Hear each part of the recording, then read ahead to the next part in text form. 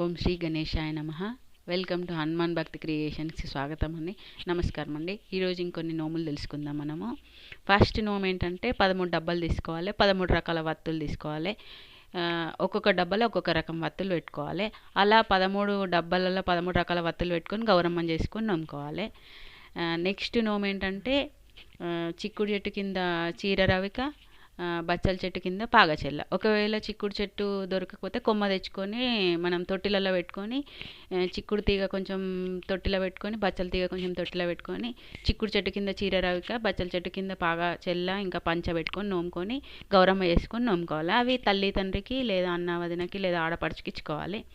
Next నోము వచ్చేసి sweet బాక్సులు 13 స్వీట్ బాక్సులు తెచ్చుకోవాలి. 13 డబ్బాలలో 13 రకాల స్వీట్లు పెట్టుకోవాలి.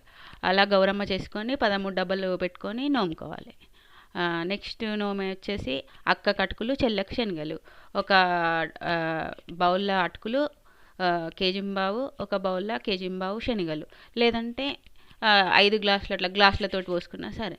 అలా గౌరమ్మని చేసుకొని నోముకోవాలి. నెక్స్ట్ ఇప్పుడు సాయంత్రం వస్తుంది కాబట్టి సంక్రాంతి, 13 దీపాలు పెట్టుకొని ఒక ప్లేట్లో సాయంత్రం వచ్చినప్పుడు నక్షత్ర దీపాలని 13 దీపాలు పెట్టుకొని ప్లేట్లో గౌరమ్మని చేసుకొని నోముకోవాలి. ఈసారి సంక్రాంతి సాయంత్రం వస్తుంది కాబట్టి మధ్యాహ్నం 2:30 తర్వాత నోముకోవాలి కాబట్టి దీపాలు ఖచ్చితంగా నోముకోవాలి.